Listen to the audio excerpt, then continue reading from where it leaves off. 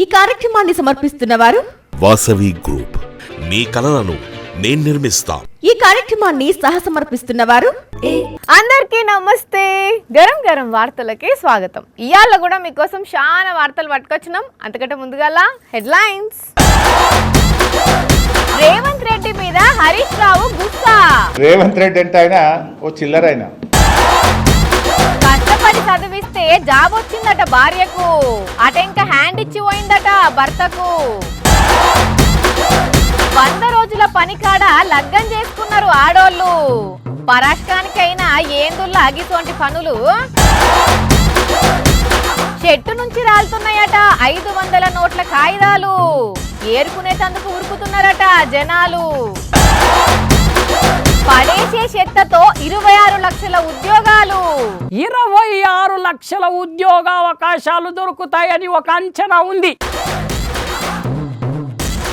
కొందరు ఉంటారులా, వాళ్ళ గురించి తక్కువ ఆలోచన చేస్తారు, పక్కోళ్ళ గురించే ఎక్కువ ఆలోచన చేస్తారు. వాడేం చేస్తున్నాడు, వీడేం చేస్తున్నాడు, పక్కింటోడు ఏం తింటున్నాడు, ఎటు పోతున్నాడు, ఎవరితోని మాట్లాడుతున్నాడు, వాళ్ళ ఇంట్లోకి ఎవరు వచ్చిండ్రు, ఏం మాట్లాడుకున్నారు, ఇదే కథ ఉంటుంది. చాలా మందిని చూస్తూనే ఉంటాం కదా. అయితే గీ మోతవారి మాత్రం అందరికంటే 4 ఆకులు ఎక్కువ చదివిండుల్లా. ఇంతకు ఏం చేసిందంటారా?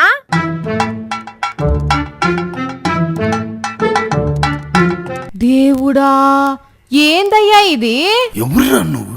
ఇంత టాలెంటెడ్ ఉన్నావు? ఓ అన్నాయ్, కింద పడతావు, లేవ్వు. వినట్లేడు పో. బరాబర్గా భయపడకుండా వీడియో తీస్తూనే ఉన్నాడులా. ఓ అన్న జర ఆపవే నీ వీడియో పైత్యం. కింద పడితే నుజ్జు అవుతావు. కావాలంటే నువ్వు ఎంత ఎత్తు నుంచి వీడియో తీస్తున్నావో ఒక్కసారి చూసి మంచిగా కూసో. అమ్మయ్యా, ఇంకా జరంతసేపు అట్లనే ఉంటే మనకు నరాలు దిగేటిపో. మరి అంతగానం పక్కోళ్ళ ఇంట్లో ఏం సీక్రెట్ మీటింగ్ జరిగిందో ఏమో గాని కిటికీలకెళ్ళి బయటకు వచ్చి పడుకొని మరీ వీడియో తీస్తుంటే ఎదురుగా ఉన్న అపార్ట్మెంట్ వాళ్ళు ఆశ్చర్యపోయి వీడియో తీసి సోషల్ మీడియాలో పెట్టిర్రు. ఉత్తరప్రదేశ్ రాష్ట్రంలో ఒక అపార్ట్మెంట్ లో జరిగిన ముచ్చట. కానీ చూసిన రాను జనాలు ఎట్లా తయారైనరో. ఏదో భూమి మీద నూకలుండి ఏం కాలేదు గాని అదే షేకి చెమట పట్టి పుస్సుక్కున జారితే పరిస్థితి ఎట్లుండు. కానీ బాలే తీసుమార్క అనుకోన్రి. ఎందుకో మరి కొందరికి పక్కోళ్ళ పంచాదులు అంటే గంత ఇంట్రెస్ట్ ఉంటది. ఈ ఎండలతోని పబ్లిక్ పర్షాన్ అవుతుర్రుల్లా. ఫ్యాన్ల కింద కూసున్న సుత చెమటలు గారిపోతున్నాయి. ఆ నైరుతి ఋతుపవనాలు ఎప్పుడు వస్తాయో, వర్షాలు ఎప్పుడు పడతాయో, వాతావరణం ఎప్పుడు చల్లబడుతుందో అని అందరికందరూ ఆశగా ఎదురు చూస్తున్నారు. ఇప్పటికైతే ఎక్కడ కూడా వర్షాలు పడలేదు కానీ ఉత్తరప్రదేశ్లో ఒక కాడ మాత్రము నోట్ల వర్షం కురిసిందుల్లా. నోట్ల వర్షమా? అదేంది అనుకుంటున్నారా? అది చూడుండ్రి. అవో చూస్తున్నారా అనుల్లా, నైరుతి ఋతుపవనాల ప్రభావంతోని వానలు పడ్డట్టు అక్కడ చెట్టు మీద నుంచి 500 నోట్ల వాన కురుస్తున్నదుల్లా. అవి మన డూప్లికేట్ నోట్లా అంటే కాదు, అన్ని ఒరిజినల్ నోట్లే. అవి చూసి అసలు ఇవి ఎక్కడి నుంచి వస్తున్నాయని చుట్టుపక్కల ఉన్నోళ్ళు ఉరుకొచ్చి చెట్టు మీదకి చూసి షాక్ అయిండ్లు. అక్కడ ఒక కొమ్మ మీద ఒక కోతి కూల్గా కూర్చొని ఆ నోట్లన్నీ కిందికి ఎగజిమ్ముతున్నది. ఊరిని కోతి పాడుగాను. అసలు దాని చేతికి గన్నిగనం పైసలు ఎట్లొచ్చినాయి అని అంటే, ఒక ల్యాండ్ సేల్ డీల్ కోసం ఒక లాయరు 2 లక్షలు క్యాష్ బ్యాగ్లో పెట్టుకొని పోకుంటా ఆ చెట్టు కింద ఆగి ఫోన్ మాట్లాడుతుండట.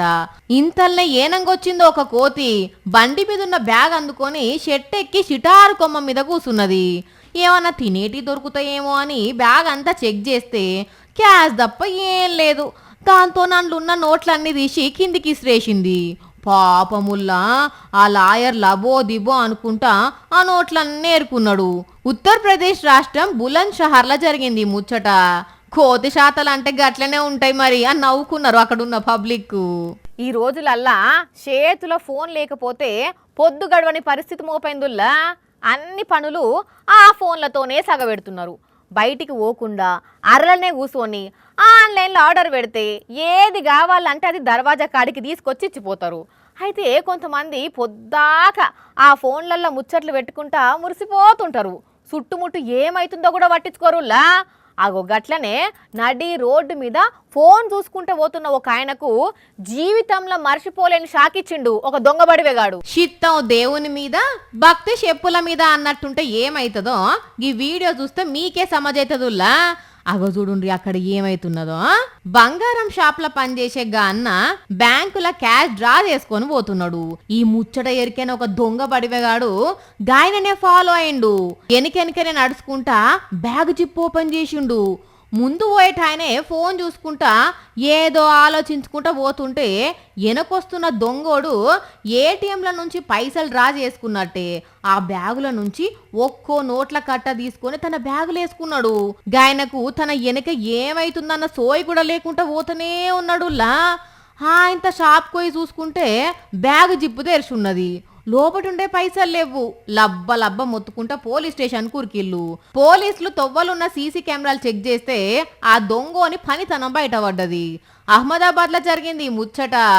తాళం బలగొట్టకుండా గోడ దుంకకుండా కూల్గా వాకింగ్ చేసుకుంటా 5.5 లక్షలు తొబ్బేసిండు అన్న దొంగ టాలెంట్ గురించి ఫన్నీ కామెంట్లు పెడుతున్నారు ఈ ముచ్చట ఎరికైనోళ్ళు. లక్షల రూపాయలు తీసుకుపోయేటప్పుడు ఎంత జాగ్రత్తగా ఉండాలనుల్లా, మరీ గంత కేర్లెస్ కుంటారా అని అన్నను కూడా గట్టిగానే అరుచుకుంటున్నారు.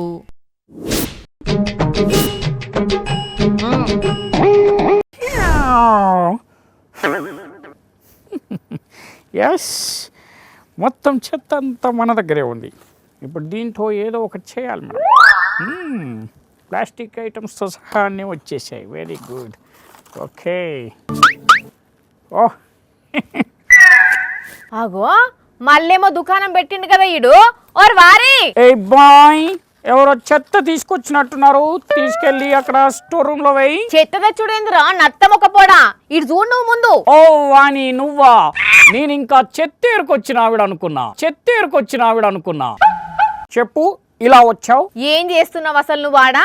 ఆ చెత్త అంత ఏంది వెనక గలీజ్గా? ఇది నా బిజినెస్. చెత్తతో జనానికి పనికొచ్చే గ్యాస్ తయారు చేస్తున్నా. చెత్తతోటి గ్యాసా? అంటే మా ఇంట్లో గ్యాస్ అయిపోయినప్పుడల్లా ఫ్రీగా ఇస్తావా? నీ తలకాయ, ఇది నువ్వు అనుకునే గ్యాస్ కాదు. వెహికల్స్ లో, ఫ్యాక్టరీలో వాడే సిఎన్జి గ్యాస్. ఏహే, చెత్త అంటావు, గ్యాస్ అంటావు, సిఎన్జి అంటావు. ఏంది అసలు నీ లొల్లి కాదు వాణి. ఇప్పుడు మనం ఇంట్లో వంట చేసేప్పుడు కూరగాయలు కట్ చేసినప్పుడు తొక్కలు పొట్టు తీసి పడేస్తాం కదా. అవును. వాటన్నింటినీ కంపోస్టింగ్ చేసి బయోమెథనేషన్ ప్రాసెస్తో కుళ్ళబెడతామన్నమాట. కుళ్ళ పెడితే కంపు వాసన లేవదా? మగ్గిపోయిన మాడి పండ్లు పిక్కతో సహా పిక్క తినేదానివి. నువ్వే మాట్లాడాలి ఇక కంపు గురించి. ఇలా ఒక్క గ్యాసే కాదు, రసాయనాలు లేని సేంద్రియ ఎరువును కూడా తయారు చేయవచ్చు. దాన్ని వ్యవసాయానికి వాడితే మంచి పంట చేతికొస్తుంది. ఓహో, సరే. అసలు దీనికి కొలువులకు ఏం సంబంధం మరి? అసలు చెత్తనంతా ఎరువుగా మార్చడం అంటే ఎవరింట్లో వాళ్ళు చేసుకునే పని అనుకున్నావా? ఏమైనా ప్లాంట్లు పెట్టాలి, మిషన్లు కావాలి. ఎంత కథ ఉంటుంది. ప్లాంట్లు, మనుషులు కావాలి కదా పని చేయడానికి. కావాలి కదా. అలాగే తయారు చేసిన ఎరువుల్ని మార్కెట్లో అమ్మడానికి పర్సన్స్ కావాలి కదా. కావాలి కదా. అంటే ఉద్యోగ అవకాశాలు పెరిగినట్టే కదా. పెరిగినట్టే కదా. యు నో, 1 కాదు 2 కాదు, ఇలా చెత్తను గ్యాస్గా మార్చే పనిలో ఏకంగా ఈ దేశం మొత్తంలో కలిపి 26 లక్షల ఉద్యోగావకాశాలు దొరుకుతాయని ఒక అంచనా ఉంది. 26 లక్షలా? Yes your honour. ఇప్పటికీ దేశం మొత్తం మీద 171,000 టన్నుల చెత్త వెళ్తుందంట ఒక రోజుకి. అందులో సగానికి ఎక్కువ తడి చెత్తే ఉంటుందట. అయితే దాన్ని అలాగే వదిలేస్తే మిథేన్ గ్యాస్ రిలీజ్ అయ్యి కాలుష్యం పెరిగిపోతుందట వాణి. అయ్యా, అలా కాకుండా అదే చెత్తను రీసైక్లింగ్ చేస్తే పనికొచ్చే సిఎన్జి సేంద్రియ ఎరువును తయారు చేయొచ్చు అన్నమాట. ఏమో ఏమంటున్నావో ఎక్కుతలేదు కానీ ఏదో మంచికే చేస్తున్నామని అయితే అర్థమవుతున్నది. అర్థమైంది కదా. మరి పోయిక నన్ను డిస్టర్బ్ చేయకు యో చెత్త ఫెలో. నేను చెత్త ఫెల్లోనా? చెత్తతో ఎంత మంచి జరుగుతుంది అంటే నిన్ను మంచి దాంతోనే పోల్చినట్టు కదా. పిచ్చిది. ఈ నడుమ మన హరీష్ అన్నతో మాట్లాడక చాలా దినాలు అవుతుంది. ఓసారి మాట్లాడదాము. అన్నా మంచిగున్నావానే? ఏందన్నా నవ్వుతావు అట్లా? డైలాగులు దంచుడు కాదు. ఈ కథ మంచిగానే ఉన్నది, నేనేం డైలాగులు దంచినన్నా? సరే గాని రేవంత్ రెడ్డి సారేమో అంటుండు కదా మీ గురించి, ఇన్నరా? రేవంత్ రెడ్డి అంటే ఆయన ఓ చిల్లరైన. ఏంది సార్ అంత మాట అన్నారు? ఇప్పటికి చాలా సార్లు చిల్లర మాటలు మాట్లాడి. చిల్లర మాటలా? ఆయన మాటకు క్రెడిబిలిటీ ఉంది అసలు. ఆయన ఒక రాష్ట్రానికి సీఎం సార్. 4 పార్టీలు మారినోడు, రోజుకు 4 అబద్ధాలు మాట్లాడేటోడు, దేవుని మీద ఒట్టు పెట్టి మాట తప్పినోడు, అడ్డదారిలో అధికారం ఎక్కినోడు. అడ్డదారిలో అంటే జనం ఓటేస్తేనే కదా సార్ గెలిచింది. సరే గాని మీ సంగతి ఏంది మరి? రేవంత్ సార్ ఏదో అంటుండు కదా, నేను బతుకున్నంత కాలం బీఆర్ఎస్ అని 100 సార్లు చెప్పినా ఇంకా 100 సార్లు చెప్తా. ఆవు ఈ మాట అయితే చాలా సార్లు చెప్పిండ్రు మీరు. ఇంకేంది సార్ మరి? నేను ఛాలెంజ్ చేస్తున్నా రేవంత్ రెడ్డిని. ఓ ఛాలెంజా? ఏం ఛాలెంజ్ సార్? నువ్వు 24 గంటల ఉచిత విద్యుత్తు ఈ తెలంగాణ రాష్ట్ర రైతాంగానికి ఇస్తేనే ఓటు అడుగుతా అని చెప్పు దమ్ముంటే, లేకపోతే ఓటు అడగను అని చెప్పు నీకు దమ్ముంటే. అంటే ఇప్పుడు రావట్లేదు అంటారా? ఇప్పుడే రావట్లేదు, మరి కాంగ్రెస్ వాళ్ళు వేరే చెప్తున్నారు కదా. వాస్తవం వేరు, ముఖ్యమంత్రి మాట్లాడుతున్నది వేరు. సరే ఏది అబద్ధమో ఏది నిజమో జనాలైతే చూస్తున్నారు కదా, వాళ్ళు డిసైడ్ చేసుకుంటారులేండి సార్. ఉంటున్నా అన్నయ్యగా. జగ్గారెడ్డి సార్ అంటే జగ్గారెడ్డి సారేనుల్లా ఏమన్నా హుషారుగా ఉంటున్నాడా? సంగారెడ్డిలో జనాలను కలుషుడు, ఇంకో దిక్కు పేదోళ్ళ ఇంటికి పోయి సాయం చేసుడు, రికాము లేకుండా పనిచేసి అందరినీ కలుపుకొని పోవుడు. మొన్నటికి మొన్న చిన్న పిల్లలకు సైకిల్ కూడా కొనిచ్చిండు. వారం రోజులు రికాం లేకుండా తిరుగుతుండు, చూస్తున్నాం కదా. అయితే ఇవాళ సారు ఆటో డ్రైవర్ల దగ్గరికి పోయిండుల్లా. మరి మతలబేందో చూద్దాం పాండ్రి. సీఎం రేవంత్ రెడ్డి ఏం చెప్పంటారు? రేట్లు తింటున్నాను, ఎంత పెంచమంటావు? కిలోమీటర్ 10 గంటలు. అమ్మ బాబోయ్, ఇన్నారులా ఆటో డ్రైవర్ అన్న డిమాండ్ ఎట్లున్నదో ఏం సంగతి? డ్రైవర్ అన్న సీఎంకు ఏం చెప్పమంటావా అని జగ్గుబాయ్ అడిగితే ఛార్జీలు పెంచమని అంటున్నాడు. ఇక ఎమ్మటే జగ్గన్న చూడండి, జనాలకు 100 రూపాయలే కదా విక్కరా, మమ్మల్ని గవర్నమెంట్ విక్కరావా? బీఆర్ఎస్ బీజేపీ వాళ్ళు ఏమంటారు అప్పుడు? మీరు రేట్ ఎట్లా పెంచారు, పబ్లిక్ భారం చేస్తారు, అప్పుడేంది ఇన్నరా జగ్గన్న చమత్కారం ఎట్లున్నదో. ఎమ్మటే పాయింట్ బట్టి జనాలు తిట్టరా, కారు పార్టీ వాళ్ళు అరుసుకోరా అని క్వశ్చన్ లేవనెత్తిండు. ఇక అట్లనే 10,000 ఇస్తామన్నాడు కదా, అది కూడా మరి అది కరెక్ట్ గా చేయాలనే ఉంది. డబ్బులు లేవు, కేసీఆర్ పుణ్యవాళ్ళు. మీ మేనిఫెస్టోనే గుర్తు చేసినట్టుండే జగ్గన్న, కానీ భలేగా కలిసిపోతాడు, భలేగా ముచ్చట్లు పెడతాడు పోండి జగ్గారెడ్డి సారు. ఇక ఈ ముచ్చటి ఇటు ఉంచితే వాళ్ళ పార్టీ పెద్ద లీడరు రాహుల్ గాంధీ ఏమో ఢిల్లీలో ఏకంగా ఆటో డ్రైవర్లతో కూర్చొని ముచ్చట పెట్టడమే గాక ఆటోలో తిరిగి వాళ్ళ బాధలను తెలుసుకున్నాడు. కానీ భలేగా ఉన్నాయిలే ఇద్దరు ముచ్చట్లు. ఇక్కడ జగ్గారెడ్డి ఆటో డ్రైవర్తో ముచ్చట పెడితే అక్కడ రాహుల్ గాంధీ ఆటో డ్రైవర్లతో ముచ్చట పెట్టి ఆటోలో ప్రయాణం చేసిండు. ఇట్లా జరుగుతాయి అప్పుడప్పుడు. యుగాంతం రోజు ఆకాశం నుంచి నిప్పుల వర్షం కురుస్తుంది, అగ్ని పర్వతాలు వేలిపోయి సలసలగాగే లావా ఏరులై పారుతుంది. ఇంత సుత తెరిపి లేకుండా భారీ వానలు పడి ఇండ్లన్నీ మునిగిపోతాయి. సముద్రంలో తాటి చెట్టంత ఎత్తు అలలు లేచి ఊళ్ళకు ఊళ్ళు మునిగిపోతాయి అని అప్పుడప్పుడు కొన్ని వార్తలు వస్తాయి. అదంతా ఉత్తదే, అట్లేం కాదు అని ఇంకొందరు లైట్ తీసుకుంటారు. ఇప్పుడు ఇదంతా ఎందుకు చెప్తున్నా అంటే ఆ రాజస్థాన్లో ఏమైందో చూడుండ్రి.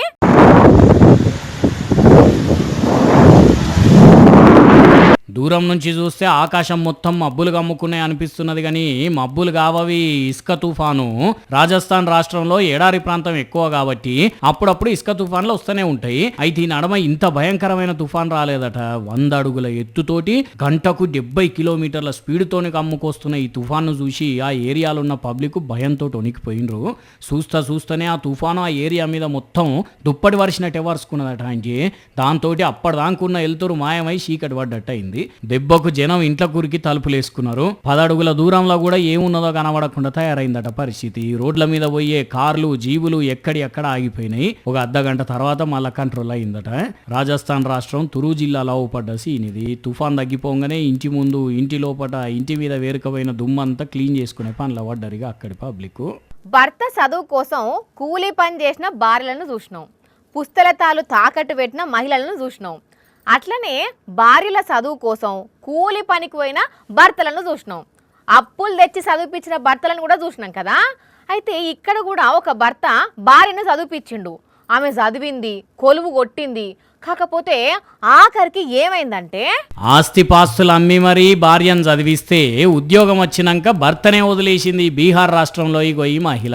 అట్లనొక్క పెనిమిటినే కాదుల్లా 10 ఏళ్ల కొడుకుని కూడా తండ్రి కాన్నే ఉంచి నాకేం సంబంధం లేదు, మీ బతుకు మీరు బతకండి, నా బతుకు నేను బతుకుతా, ఇక మీకు నాకు షెల్లు అని కరాఖండిగా చెప్తే పెద్ద కీసులట అయిందట.